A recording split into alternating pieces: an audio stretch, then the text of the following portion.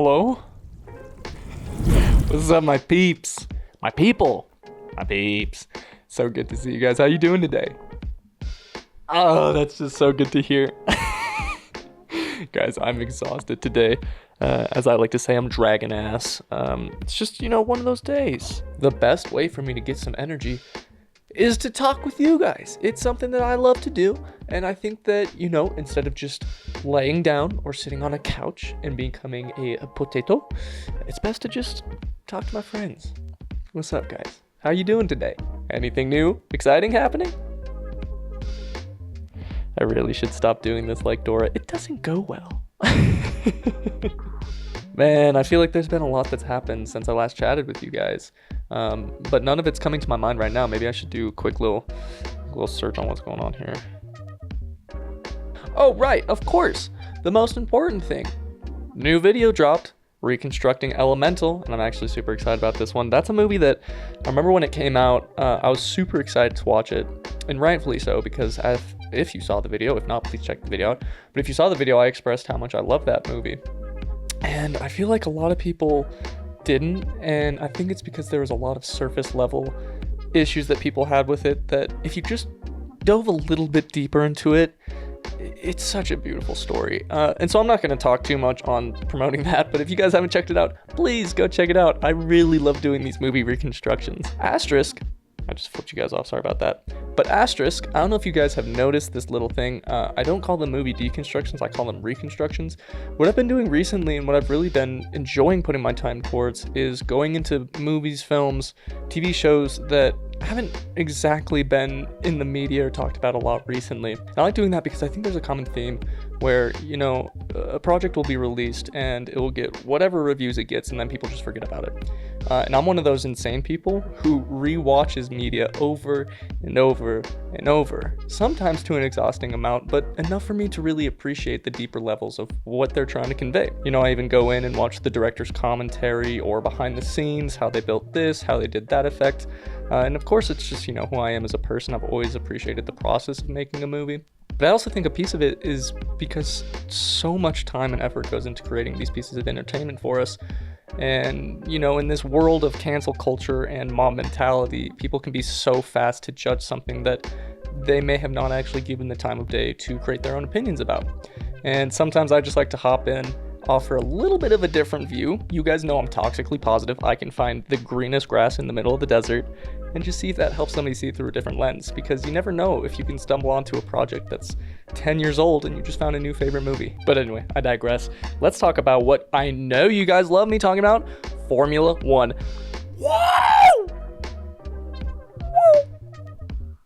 Grace is training a client right now, and they're probably like, what the fuck was that? Sorry, Grace. So you guys know, we had the Australian Grand Prix this past weekend, and it went off exactly how everybody had predicted, if you had predicted it to go off like nobody was expecting it to go off. My boy Max Verstappen, unfortunately DNF. He had to retire. Following his footsteps, Lewis Hamilton, DNF, had to retire.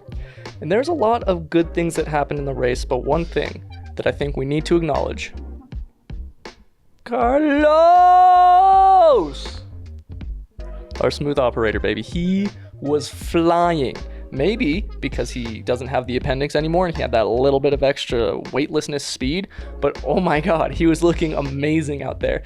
In case you don't know a little bit of backstory, Carlos just had his appendix taken out 2-3 weeks ago, hopped in, the belt is covering where he had it removed too, so just keep that in mind.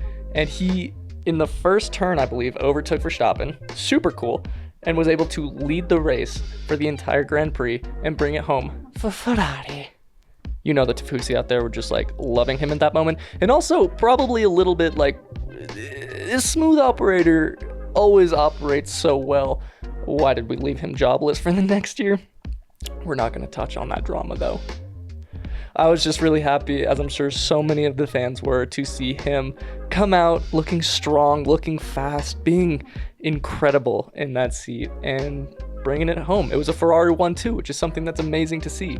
Something that was interesting is the post-race interview. Part of it was hosted by Gunter. I know a lot of us were so excited to see him back holding an F1 mic, but something that Grace actually pointed out was how often he would ask a question and the drivers had to be like, They like look to their publicist, be like, what did you just say? And no issues there. He's an Italian American, so he has a very intense accent. I think the dude also speaks a bunch of different languages, so it doesn't mean that English has to be his best one.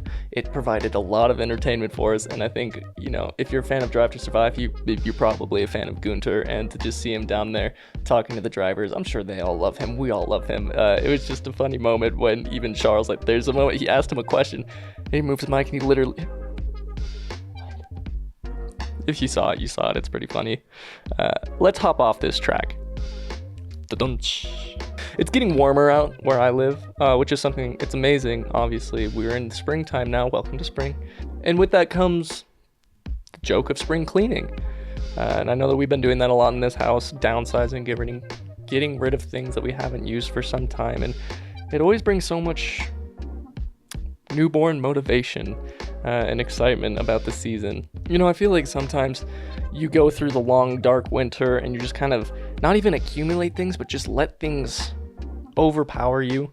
And it's a powerful moment to kind of take that back, reclaim your space is the way that I always like to think about it, and make sure that if something isn't serving you, you boot it out. It's not necessary in your life. And that's a huge theme for me in this year, and I know for also me and Grace, it's just what does not serve us is not important anymore. And it's something, I can't believe it took me 25 years to start living in this mentality, because once you start looking at things through that lens, it almost brings more self-respect back to yourself, right? Because you're able to be introspective about it and say, wow, this thing that I thought I loved, that I thought I needed, 2 days without it, and I feel amazing. And this time we're also doing quite the social media purge. Actually, myself, I'm off of everything except for YouTube. And it's been really cool because I found a lot of creators that I would have never found in other ways. And it's just fun. This is a platform that I have always loved. And I think it's in a season where people kind of look to it as a trusted source. Maybe I'm crazy because I'm such a fan of it and I have a biased opinion. But it's just really cool. I got off of TikTok, maybe a year ago at this point. And that one was crazy because 3 days of not being on that application, and I realized just how fast I didn't care about it. I thought that I was going to have this FOMO, this fear of missing out, be like, oh, I'm not going to stay up to date on the news, on the trends, There's not news, there's not trends, there's not that. That's not real life, and real life is happening in front of us. And I know it's kind of funny me saying that, and in front of me is this camera. I mean, in front of me is you guys sitting here and having this conversation with me. But when I stepped away, I was able to realize what's more important. What is actually real and what is just socially created. I know that sounds super foo-foo and funny. I actually spent some time rewatching The Social Dilemma. I talked about that in a video, a couple months ago. If you haven't seen it, it's an incredible documentary that will terrify you. It will make you want to get away and stay away from technology. But in the rewatching of that, I actually had this profound moment where I realized what I was doing on TikTok, I started doing on Instagram and Instagram Reels, which if you're somebody who doesn't really know what Instagram Reels is, basically it's TikTok but 3 weeks later. So it's kind of a backwards concept for me to hop off one application and hop onto the other. But I still had the same thing because I had this connection with Instagram where I was like, well, these are people who I've followed, since I've had Instagram. These are former friends, past friends, long distance friends. These are people that I want to stay in touch with. And again, 3 days after getting off that platform, I kind of started realizing, well, wow. If I wanted to be in touch with these people, I'll be in touch with these people in some other way. I have this phone. I can call them. I can text them. I don't need to have this constant stream of what other people are doing or how this 23-year-old made $8 billion this year and then see human suffering on the other side of that. And it was something, it's so refreshing. It is truthfully refreshing. So if you guys are going through spring cleaning, honestly, maybe it's time to look into a digital cleanse because it has been wonderful. A recent thing that Grace and I really love watching is an internet show, Puppet History from Watcher. Those are the guys. They were on BuzzFeed for a long time. BuzzFeed Unsolved, BuzzFeed Ghosts. No, it was all Unsolved. BuzzFeed Unsolved. They broke apart, made their own media house, Watcher. And I'm just going to birdwalk a little bit. A media house and a production company is the dream. And they're doing it, to me, so successfully. I mean, they have wonderful shows on there. They have their Ghost Files, Mystery Files, and Puppet History. Back from that birdwalk.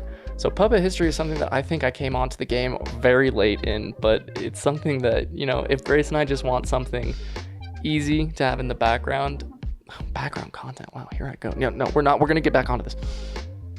If we have something just on in the background and it's super easy to watch, put it history. God, where's my train of thought there, guys? Ugh.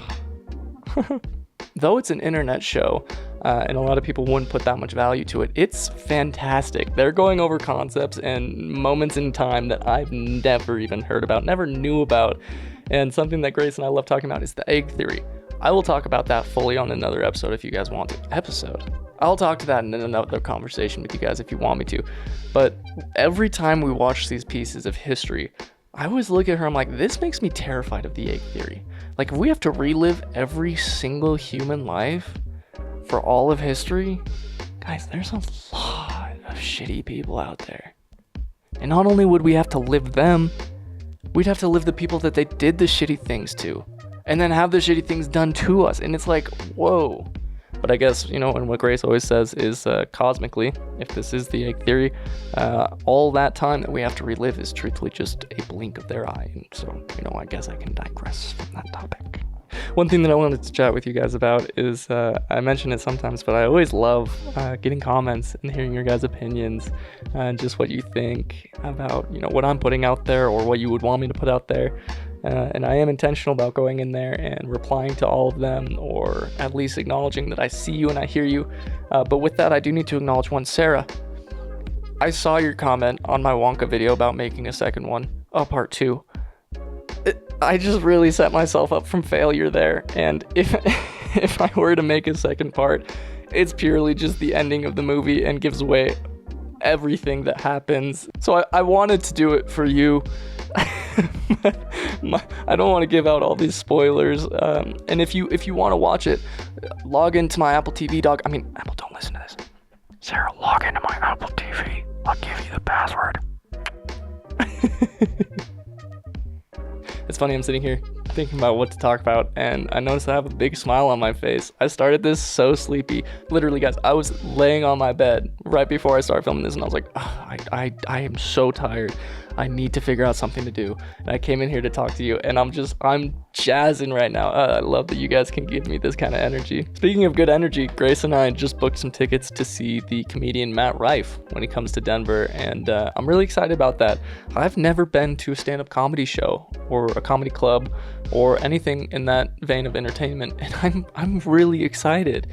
I think, most people, if you're watching this, you've probably seen Matt Rife on some kind of social media. He's a young guy, my age, young.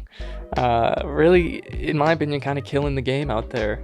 He's doing what so many people say they want to do and work so hard to do, and he's getting to live it right now. Going on a worldwide tour. No, Cooper. Going on an American tour and getting to spend, I think he was saying, a whole year touring with his friends. And it's just cool because I heard one of his stories about how he was days, weeks away from completely hanging it up and giving up and going into a standard regular job. And then I think for him it was TikTok started popping off, and his crowd work I think is hilarious. A lot of people find it offensive. If you find it offensive, you probably just don't like stand-up comedy. I'm from all stand-up comedy that I've seen, part of that gold nugget that they have is talking about uncomfortable things and making jokes about it. Here's my quick take on that. There's a lot of uncomfortable shit out there in the world. And if somebody can grab a room of people or an audience online and make us all laugh at something that's uncomfortable, it takes some of the power away from it. And it makes it something that's easier to take, easier to go down. And I think that that's the power of comedy. And so I'm really excited to go and see him live in person. I think part of the joke is Grace is also very excited to see him in person. If you don't know, Google him and you'll see why that's like, okay, honey. He's a very attractive man. I'm very insecure about him. I'm just kidding. In final news for you guys in this bear den, I'm still working on title, guys. I really want that to be the thing with this. But with the final thing that I want to talk to you guys about today is it's kind of hard out there, man. And not in a bad way, just in a way of, like Grace said, when it rains, it pours. I just recently fixed our car that had been sitting for a while, and I was so excited. It doesn't take as much gas as my 4Runner. It's a little bit cheaper to drive. It's a little Subaru, so I get to have that fun feeling of driving a Subaru. If you don't know what I'm talking about, it's everybody else on the road looking at you like this.